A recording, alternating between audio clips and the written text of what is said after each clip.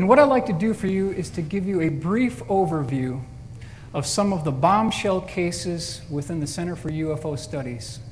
Now, CUFOS is actually located at 2457 West Peterson Avenue, and they have really comprised an incredible selection of case files from around the world. This includes NICAP, the National Investigations Committee on Aerial Phenomenon, the APRO files.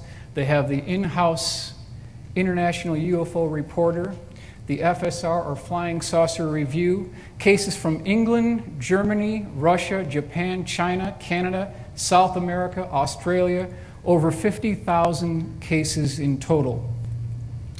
Now I want to take you back to 1946 in Neubiberg, Germany.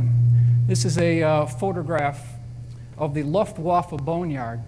And you'll notice that a lot of these warbirds are derelict, dilapidated, disrepair. They've been forgotten.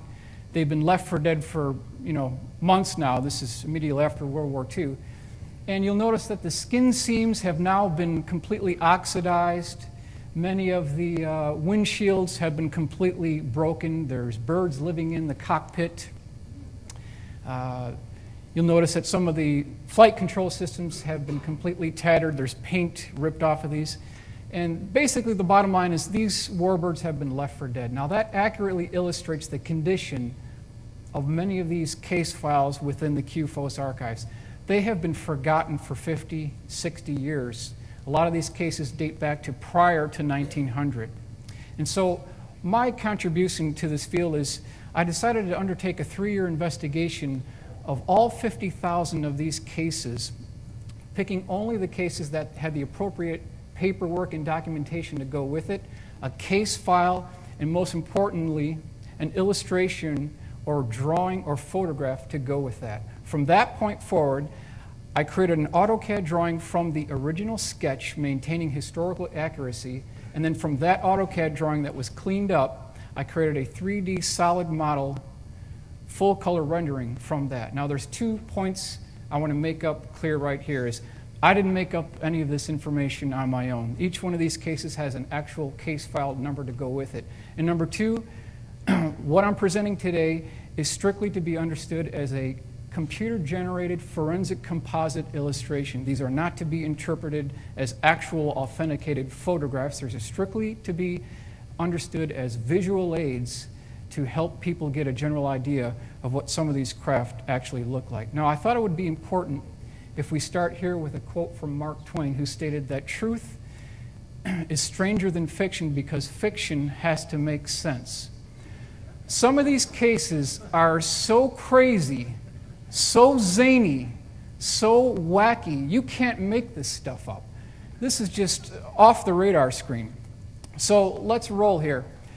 This is September 4th, 1967, Thessaloniki, Greece. 2 brothers were repairing stereo equipment on the top of their 3rd floor apartment building, and they noticed a very interesting saucer-shaped craft go directly over their heads at 25 feet altitude. That's how low it was.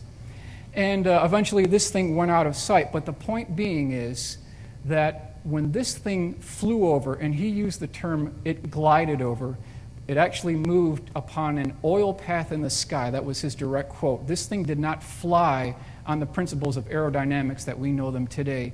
It had a number of square portholes along the circumference of the vehicle. This is actual sketch that he made of this craft, approximately 25 feet in diameter.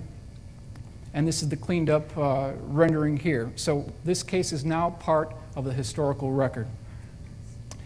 I've also inserted a number of these cases. These are the Otto Binder reports. Vintage 1965. He received thousands of reports from all around the world of the most interesting cases, and I thought just to maintain historical legacy, these should be a part of the record.